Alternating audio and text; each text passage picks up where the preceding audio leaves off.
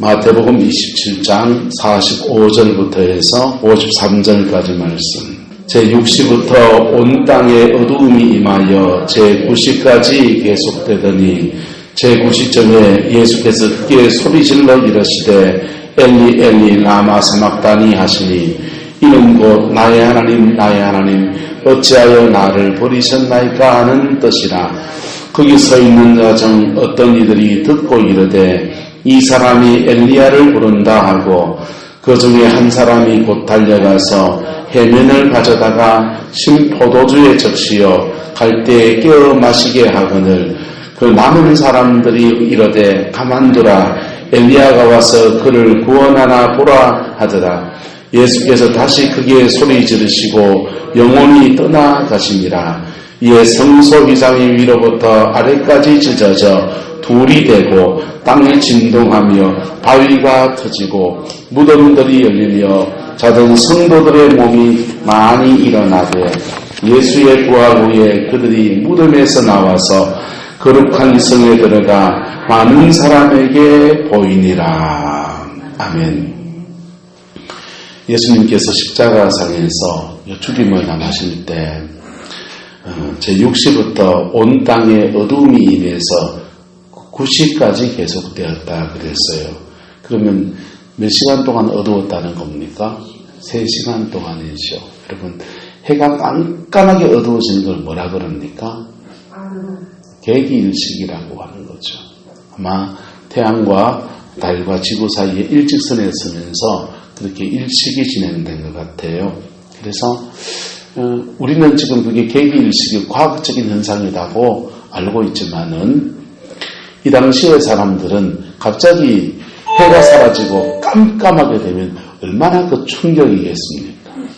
특별히 로마인들은 태양신을 섬겼거든요. 그런데 그들이 섬기던 태양이 갑자기 사라져버리고 깜깜하게 되니까 얼마나 큰 충격이겠어요? 그렇게 충격을 꽉 받는데 주님이 그 십자가상에서 외치기 시작합니다. 46절에 보시면 엘리 엘리 라마 사박다니 이런 뜻을 외치는데 이는 나의 하나님 나의 하나님 어찌하여 나를 버리셨나이까 라고 하는 겁니다. 예수님이 가상칠은 7가지 십자가상에서 하신 말씀이 있는데요. 첫 번째 말씀은 저들의 죄를 사하여 주옵소서. 뻘거벗기고 희롱하고 채찍질하고 막 그러는 사람들을 향해서 주님 저들의 죄를 사하여 주옵소서 이렇게 주님은 말씀하셨어요. 여러분 같으면 어떻게 할 것 같습니까? 오른밤을 탁 때리면 네가 날 때리나 이럴 것 아닙니까? 주님은 저들의 죄를 사하여 주옵소서 그랬어요. 두 번째 말씀은 누가복음 3장에 나옵니다. 오늘 내가 나와 함께 어디에 있으리라? 낙원에 있으리라 그랬어요. 십자가상에 죽어가는 상황에서 같이 죽어가는 강도가 좌측 우측에 이렇게 있는데 그 한쪽 편 강도는 너가 메시아이든 내려와서 같이 구원해라 하면서 그렇게 고함을 지르는데 또 한쪽 편 강도는 주여 당신의 나라가 임할 때 나를 기억하옵소서 그렇게 간청했습니다. 그랬더니 주님께서 말씀하시기를 오늘 내가 나와 함께 어디에 있으리라? 낙원에 있으리라. 여러분 죽음 앞에서 이 은혜를 얻게 되기를 예수 이름으로 축복합니다. 죽음이 여러분에 닥쳐올 때는요. 여러분 자녀도 함께 가주지 못해요. 남편도 함께 가주지 못해요. 그러나 산자와 죽은 자를 주관하시고 이 살아있는 세계와 죽음 너머의 세계를 주관하시는 우리 주님께서 이 말씀을 주시면요. 네가 오늘 나와 함께 낙원에 있으리라. 할렐루야. 이 고백 안에서 우리 영혼이 구원받고 은혜를 얻는 줄 믿습니다. 인도의 성자였던 선다싱이라고 하는 사람이요. 이분이 인도 남부 지역에서 북쪽으로 이렇게 선교를 많이 다녔어요. 그렇게 다니면서 기도 생활을 참 많이 해서 했는데 이분이 기도하는 중에 자기 동네 사람들을 이렇게 한번 본 적이 있는 겁니다. 본 적이 있는데 사람들이 천국을 향해서 쭉 이렇게 올라가는데 몸 안에 죄덩어리가 이렇게 있는 거예요. 죄덩어리가 여기 달려있는 사람, 저기 달려있는 사람, 주렁주렁 달려있는 겁니다. 천국 보좌 앞에 가가지고 자기 손을 가지고 이 죄가 드러나면 안 되니까 가리려고 막 가립니다. 근데 손도 투명해서 이 죄가 손으로 가려지지가 않는 거예요. 우리나라 말에 손바닥으로 하늘을 가리겠나 하듯이 하나님 앞에서는 그 어떤 죄도 이렇게 다 드러나게 되는 거예요. 드러나게 되는데 그때에 예수님의 보혈이 확 덮여지면 보혈의 피 안에서 깨끗함을 얻고 자유함을 얻는 거예요. 스나싱이 그걸 보고 난 뒤에 힌두교, 그가 내대로 믿어왔던 힌두교라는 종교를 통해서 구원을 받지 못한다는 것을 깨달았고, 그리고 예수를 믿는 것이 얼마나 소중한 것인 줄 알아서 그때부터 전도자로서의 인생을 살아가는 거예요. 여러분, 영적인 세계로 들어가면 갈수록요, 어린 양 예수 그 피 한 방울이요. 아무것도 아닌 것 같지만 그게 얼마나 강력한 힘인지요. 할렐루야. 주님은 그 보혈의 은혜 아래에서 그 한편 강도에게 말씀하시기를 네가 오늘 나와 함께 낙원에 있으리라 이렇게 선포해 주셨어요. 세 번째 주님은요, 어머님 아들입니다. 이렇게 자기 어머니 마리아에게 개인적인 얘기를 합니다. 마리아는 예수님을 잉태하고서 그 다음부터 인생 전체가 고난의 시간이었어요. 애굽에 도망갔다가 갈릴리 나사렛에서 살면서 늘 성적인 생이었어요. 늘 성적인 생이었어요. 그런데 예수님이 그다가 예수님이 공생애를 시작하기 전에 이미 그 남편인 요셉이 죽었거든요. 과부 신세가 되어서 있는데 큰아들이 살림을 이루고 가정을 책임져야 되는 큰아들이 메시아의 일을 한다고 해서 떠나가 버린 겁니다.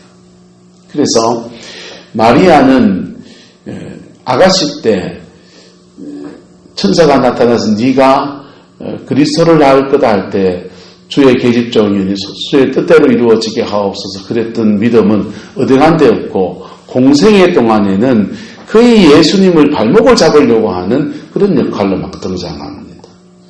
예수님의 어머니와 형제들, 예수님 동생도 있었어요. 동생들을 대동해 와가지고 당신이 정말 메시아라면 예루살렘에 가서 높은 데 가서 제대로 한판 하든지 갈릴리 촌동네를 다니면서 무슨 짓이냐면서 막 그렇게 만류하는 겁니다. 그럴 때 주님은요, 여러분, 가족이 와서 복음 사역을 하지 못하고 가정을 돌보라는 그런 얘기죠. 쉽게 말하면은. 그렇게 할 때 주님 마음이 너무 아프잖아요. 주님은 제자들에게 좀 말했어요. 누가 나의 어머님이요, 누가 나의 형제냐? 함께 나를 따르는 복음을 받아들이고 복음 안에 살아가는 너희가 나의 형제고 나의 자매가 아니냐? 라고 주님이 말씀하셨어요. 주님은 영적인 가족이 더 소중하다는 얘기를 그렇게 하신 거예요. 근데 주님이 그 십자가상까지 끝까지 따라온 마리아를 향해서 주님, 내가 아들입니다. 이렇게 고백합니다. 그리고는요, 요한, 자기의 제자 요한에게 보라, 너의 어머니다. 이렇게 말해줘요. 여러분, 예수님 돌아가시면 그 부모를 부양한 의미가 요한에게 있습니까? 예수님 동생한테 있을까요? 예수님 동생이 있어요. 동생이 없으면 누가 해줘야 됩니까? 요한이가 해야 되겠지만은 예수님 친동생이 있어요. 야고보라고요. 그런데 예수님은 요한에게 너의 어머니다 이렇게 말하고 있는 거예요. 그 말은 뭐냐면 따라합니다. 가족 구원이 이루어졌습니다. 따라합니다. 가족 구원이 이루어졌습니다. 그러니까 어머니가 마리아, 여러분 이해할 수 있죠? 여인으로서 메시아를 잉태하고서 애굽 땅 2억 마리 타양에 갔다가 계속 고생하면서 살다가 남편 죽고 막 인생에 막 너무너무 힘든 시간을 보내다 보니까 마리아가 메시아에 대한 믿음과 신앙을 거의 희미해져 버리는 겁니다. 그런데 십자가에 달린 주님 앞에서 메시아 주님에 대한 고백과 믿음이 회복되어질 때 예수님은 마리아를 향해서 아들입니다 라고 하고, 그리고 사도 요한과 영적인 가족을 맺어준 거예요. 할렐루야. 그때부터 마리아는 초대교회 지도자로 등극해서 그 예수님의 친동생 야고보와 함께 초대교회 지도자로 하나님 앞에 서는 축복을 누렸습니다. 네 번째는요, 오늘 읽은 본문에 나오죠. 엘리 엘리 라마 사막단입니다. 뜻을 번역하면요, 하나님이여 하나님이여 어찌하여 나를 버리셨나이까 라고 하는 뜻입니다. 예. 주님이, 그래서 이게 시편 22편에 나오는 이야기예요. 이 엘리 엘리 라마 사막단이라는 구절이요. 그래서 사람들은 이걸 예수님이 십자가에 죽으면 어떤 사람은 미워하면서 이렇게 말합니다. 예수님이 십자가상의 극심한 고통 중에서도 시편을 낭송했다. 시를 읊었다는 거예요. 그럼 시를 읊은 게 아니에요. 주님은 십자가상에서 엘리 엘리 라마 사막다니 하나님 하나님 어찌하여 나를 버리셨나이까. 하나님께 버림받은 것. 따라서 하나님께 버림받으시고 하나님은 우리를 택하셨습니다. 예수님은 십자가상에서 하나님께 버림받으시고 버림받은 것과 같은 우리의 모든 버림받음을 주님이 다 짊어지시고 우리를 하나님의 자녀로 택하신 거예요. 이 당시에 죄가 없는 한 분, 하나님의 독생하신 예수 그리스도, 그분만 하나님의 아들이에요. 그런데 예수 보혈의 피로 말미암아 저와 여러분들이 하나님의 딸 되고 하나님의 아들 되고 하나님의 자녀가 되는 권세를 얻게 하기 위해서 예수님은 버림받으신 겁니다. 다섯 번째요, 내가 목마르다 그랬어요. 주님은 물과 피를 다 쏟아서 육체적으로도 목이 말라요. 또한 그 영혼도 목이 말라요. 예수님 안에는 이렇게 말했습니다. 나를 믿는 자는 그 배에서 생수가 강같이 흘러나리라. 강같이 흘러나리라. 그 영혼의 샘에서 생수가 강같이 흘러나리라. 그 성령을 말하는 거거든요. 주님은 그 성령 충만하신 분이 육체적으로도 목이 마르지만은 영적인 목마름도 극치로 들어가는 거. 하나님께 버림받으니까 성령이 다 떠나가 버리고 영혼이 극심한 목마름에 들어가신 거예요. 근데요, 그것은 저와 여러분들에게 성령의 생수를 주시고자 저와 여러분의 더 이상 갈급한 인생이 아니라 떨떡거리는 인생이 아니라 하나님의 은혜 안에서 성령의 충만한 가운데 영혼의 생수가 펑펑 솟는 인생으로 세워주시고자 주님은 목마름에 들어가신 겁니다. 여러분, 우리는요, 사랑을 많이 받은 사람들은요, 어디 가서 목마르지를 않아요. 그런데요, 사랑을 받지 못하고 자란 사람들은 여기 껄떡 저기 껄떡거려요. 여기 껄떡 저기 껄떡 하는 게요, 10대 아이들에게는 게임 중독 이런 것들이에요. 그런데요, 나이가 좀 더 들면요, 술 중독되고요, 그 다음 마약 중독되고요, 여러 가지 중독적인 것들을 정상적인 사랑이 아닌 다른 사랑에서 자기를 막 채우려고 하는 그런 현상으로 나타나요. 그게 갈급한 사람들이 아무거나 막 마시는 거예요. 여러분, 그런데요, 예수님의 은혜 아래 있으면 우리 영혼의 성령의 생수가 차올라갑니다. 할렐루야. 때로는 은혜가 떨어지면 여러분이 갈급해집니까? 안 갈급해집니까? 갈급해지죠. 갈급해져서 이 집회도 가보고 저 집회도 가보고 막 이 유튜브로 이쁜 설교도 들어보고 저번 설교도 들어보고 그러잖아요. 그런데요, 주님은 저와 여러분 영혼 안에 마르지 않는 샘을 주시기 원하세요.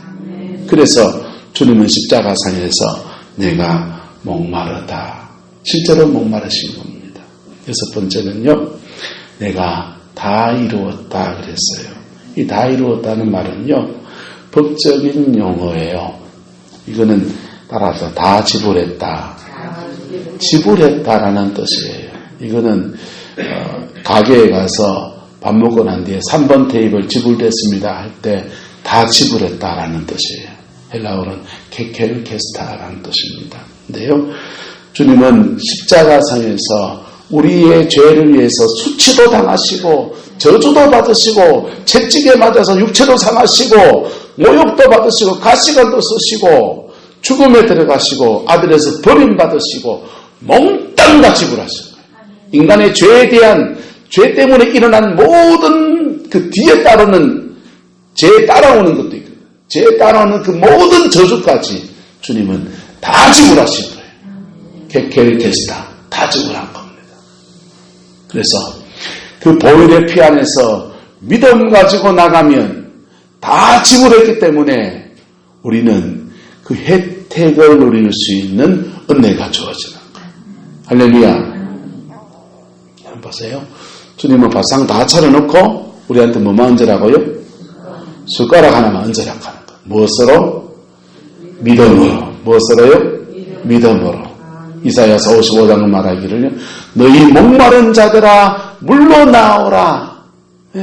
너희는 돈 없이 값 없이 와서 포도주와 젖을 사라. 너희가 어찌 양식 아닌 것을 위해서 수고하고 배부르게 못할 것을 위해서 애쓰고 있다는 거예요. 주님은 참된 양식이 되시고 참된 음료가 되시는데 돈 없이 값 없이 와서 다 하라는 겁니다. 왜? 다 뭐였기 때문에? 지불했기 때문에. 할렐루야. 다 뭐였기 때문에? 지불했기 때문에. 이것을 그래서 은혜라고 하는 거예요. 은혜. 주님은 다 지불했어요. 근데 우리가 뭐가 필요하냐? 갈급함이요. 너희 목마른 자들아 나오라. 너희 줄인 자들아 나오라. 너희는 돈 없이 값 없이 와서 오는데 갈급함을 가지고 나오라. 갈급함. 절박함을 가지고 나와라. 그럴 때 다 이루어 놓으신 십자가의 그 영광을 우리에게 주겠다는 겁니다. 일곱 번째는요, 예수님 당신을 위한 마지막 기도예요. 아버지여, 내 영혼을 아버지 손에 부탁하나이다 하면서 운명하셨어요. 그런데요, 그렇게 운명하실 때 50절 보십시오. 예수께서 다시 크게 소리 지르시고 영혼이 떠나가시니라. 그랬더니 51절, 이에 성소 휘장이 위로부터 아래까지 뭐가 되고요? 찢어져서 뭐가 되고 둘이 되어버렸습니다. 둘이 됐어요. 여러분, 성소의 휘장은요, 성소와 지성소를 갈라놓은 거예요. 갈라놓은 휘장인데 그걸 걷어젖히면서 들어가거든요. 그런데 그 휘장이 쫙 찢어지고요. 그리고 휘장 사이로 새로운 길이 열린 겁니다. 예수님이 휘장 사이를 지나가는 길이 된 거예요. 그 길 지나가면 지성소로 가고요. 하나님의 은혜 아래에 들어가고요. 그 길 지나가면 천당 가는 길이고요. 그 길 지나가면 축복의 길이고요. 그 길 지나가면 부활의 영광과 생명의 길이 예수님 안에서, 그분의 죽으심 안에서 열려진 겁니다. 할렐루야. 이게 예수님은 엄청난 고통 가운데서 이룬 건데 우리에게는 그저 누리라고 하는 것. 우리는 그저 누리지만은 그냥 이것이 그저 주어진 건 아니에요. 누군가 고생하고 누군가 애쓰고 누군가 절망하고 누군가 고통을 겪었는데 바로 그 누군가가 예수님입니다. 그분이 절망하고 그분이 죽고 그분이 아픔을 당하고 그리고 우리에게 이게 선물처럼 주어진 거예요. 그래서요. 근데 문제는 뭐냐 하면 따라서 복음이 실제가 돼야 된다. 머릿속에 이게 개념으로 알고 있는 것 가지고는 문제가 있는 거예요. 자기 게 아니에요. 머릿속에 개념으로 알고 있는 사람들은 교회를 다니면서도 자신의 중독적인 습관을 못 끊고요. 뒷담 맞추는 게 중독이면요. 그거 못 끊어요. 우리는요. 요만한 죄도 못 끊는 사람이에요. 성중독이나 음란 중독에 빠진 분들은요. 우리는 여러분들은 그런 음란 중독에 빠진 사람을 저기 인간이가 그러지만은 그분은 그분대로 거기 빠질 수밖에 없는 이유가 있는 거예요. 네? 그 죄 하나 못 끊는다고요. 사람은. 그런데 예수 믿는 십자가의 도를 믿고 그 주님 앞에 뭐 해야 되냐? 고백해야 돼요. 뭐 해야 된다고요? 고백하면 이거 직면한다는 거예요. 상담학이나 이런 공부하면요. 이 직면을 굉장히 중요하게 생각합니다. 직면할 때부터 문제를 풀어지기 시작해요. 내 문제를 이거 자꾸 피하고 다니면 그 피한다고 해결되는 문제가 아니에요. 한국의 교회의 영적인 변화를 굉장히 가로막고 있는 게 뭐냐 하면 유교예요. 유교는 한국 사람들 심령 속에 체면의식을 갖다 놨어요. 체면의식을 갖다 놔서 내가 이 말하면 남이 어떻게 볼까 이게 되게 많아요. 그래서 하나님 앞에 정직한 고백을 하는 것들을 정직하게 고백하면 날 정죄할 텐데 목사가 저랬다 할 텐데 이런 것들이 우리에게 너무 많은 거예요. 그래서 하나님 앞에 정직하게 서지 못하게 합니다. 서울의 신촌에서 대학 한 청년회에서 미국에 한창 동성애 문제가 미국에 막 뜨고 있을 때 한국도 뭐 동성애 문제가 있지 않겠나 하면서 심포지엄을 열었습니다.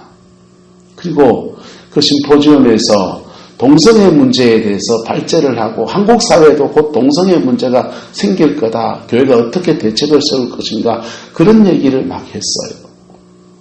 근데 그 발제하는 공간 안에 교회 청년회 부회장이 자매가 갑자기 벌떡 일어나더니 내가 동성애를 하고 있습니다. 라고 말했어요. 예쁜 자매가 교회 부회장이고 신앙생활 잘하는 줄 알았는데 사실은 자기가 동성애를 하고 있다는 거였습니다. 여러분 정직하게 고백하면 주님이 너를 용서하시고 세우신다라고 선포해 줘야 됩니까? 네가 동성애자가 이래야 됩니까? 여기에 심각한 문제가 있는 거예요. 한국 사회의 유교는 뒤로는 호박씨를 까도 앞에서는 애매하게 만들어버려요. 하나님 앞에 각자 정직하게 서는 것을 결단코 가로막고 있어요. 그리고 다른 사람이 정직하게 고백한다든지 다른 사람이 연약함이 드러나면 이 정죄의식이 발동해가지고 막 정죄를 해대요. 주님은 뭐라 그러냐? 따라서 주님은 너희끼리 서로 발을 씻어줘라. 여러분 신앙생활 10년 20년 하셨잖아요. 신앙생활 해보니까 신앙생활 하면서 여러분의 죄는 그냥 다 깨끗이 천사처럼 되어지던가요? 우리 이 땅에 살아가는 동안에 다 성화가 된 부분도 있고 덜 된 부분도 있고 가지고 살아가요. 맞습니까? 어떤 사람은 더 됐고 어떤 사람은 덜 된 것 같이 보일 뿐이에요. 사실은 저 사람은 이 죄를 짓고 이 사람은 저 죄를 짓고 있는 거예요. 주님은요. 이 땅을 살아가는 중에 너희끼리 서로 발을 씻어주라 그랬어요. 너희가 서로 발을 씻어주게 하기 위해서 내가 본을 보였다 그랬어요. 그런데 우리는요, 나는 이제 안 짓거든. 그래, 이제 짓는 사람 보면 눈에 크게 보여요. 저런 죄를 짓고 앉았대. 목사가 돼가지고. 정죄의 칼을 빵 날려요. 그리고는요, 저 사람도 저런 죄를 짓거든. 저런 죄를 짓고 앉았다. 옆 사람 축복합시다. 서로 발을 씻어줍시다. 더 깊이 얘기해볼까요? 당신 발 내가 씻어주겠습니다.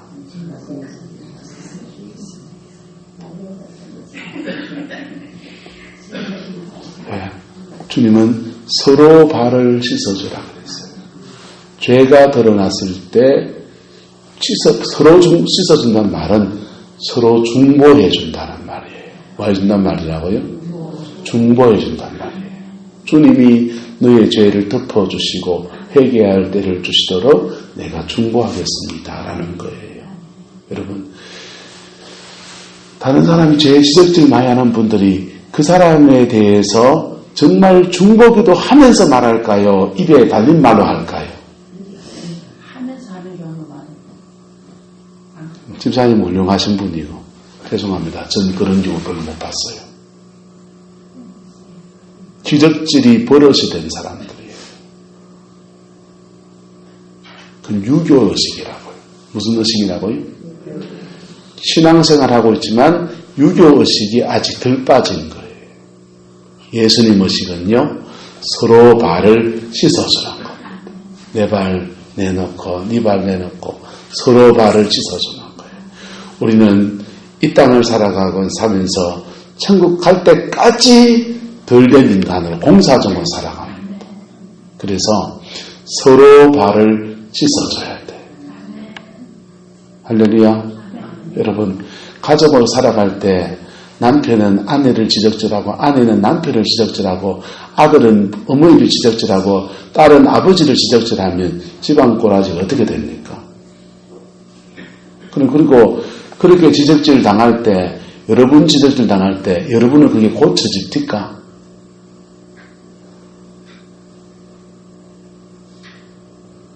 주사람이 내한테요, 양말 엉뚱한 데 벗어놓는다고 뭐라 하거든요. 근데 그 뭐라 한 지가요, 1년이 넘었습니다. 잘 때 가끔씩 양치질 안 하고 잘 때 있거든요. 지적질 하거든요. 근데 그 지적질 한 지 20년이 됐어요. 그런다고 예, 그런다고 그게 양치하고 자요. 근데 어쩌다 진짜 피곤한 날 막 모든 게 만사 넣어져가지고 못하고 살더니. 그러니까 이게요, 사람이 따라서 서로 발을 씻어줘야 된다. 서로 발을 씻어줘야 돼. 서로 발을 씻어줄 때예요. 줄 때 우리는요, 교회 오면 무장해제하기 시작합니다. 하나님 앞에서도 정직하게 나가기 시작합니다. 주님, 내가 아직 이제가 아직 안 벗겨집니다. 정직하게 나가기 시작합니다. 주님, 우리 가정에 이 아픔이 있는데 이게 잘 해결이 안 됩니다. 이래 말하고요. 구역 식구들끼리 우리 집에 이런 문제가 있는데 중보기도 좀 해주세요. 그러면요, 진짜 중보기도 해주고요. 나는 대한민국에 그걸 이룬 교회를 하나 봤어요. 그 김양재 목사님, 우리들 교회예요. 그 교회는 구역 식구들끼리 서로 진짜 발을 씻어주더만. 그 이혼한 얘기들 하고요. 가족 간에 불화하는 얘기들 하고요. 실제로 바람 피우는 그런 사건들 속에 끊지 못하는 그 정력의 문제들 하고요. 막 온갖 가정 안에서 일어나는 온갖 얘기들이 다 나오는데 그게 구역 바깥에 울타리를 넘어 나오는 경우가 없어요. 그리고 서로 발을 씻어주는. 그러면서요, 서로 발을 씻어주면서 서로가 함께 열려진 성소와 지성소를 향해 찢어진 휘장 사이로 주님 안으로 돌진해 들어가는 은혜가 나타납니다. 그게 교회라고 생각합니다. 안 따라서 진짜 교회를 만듭시다. 이게 우리 승합교회 교회가 이런 말이 아니고 진짜 교회다운 교회를 우리가 만들읍시다. 뭐냐 하면요, 하나님 앞에 정직하고 사람들 앞에 정직하고, 그렇게 정직하게 할 때 서로가 서로의 발을 씻어주는 거예요. 예? 정죄하지 않고 서로가 서로의 발을 씻어주는 거예요.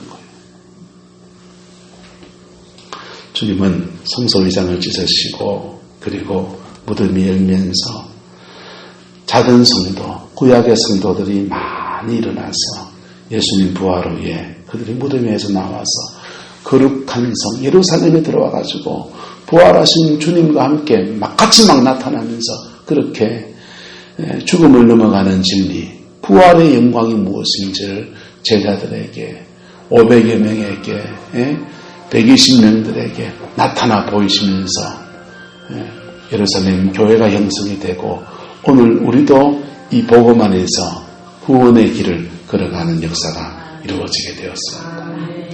복음은 공짜로 받았어요. 하지만 대가지불은 누군가 한 겁니다. 똑같지요? 여러분의 가정에도 다른 사람은 공짜로 누리는 것 속에 누군가는 새벽에 기도하고 누군가는 새벽에 씨름하고 몸부림치는 누군가 있다고. 심는 자와 거두는 자가 막 이게 엇갈리면서 어떤 사람은 공짜로 거두고 어떤 사람은 몸 들여서 애써서 심고, 여러분 그 인생에 심는다고 해서 구원의 역사를 이루는 거 아니에요. 하지만 복음이 제대로 전달되는 과정 안에서는 누군가 씨름하는 사람이 있다.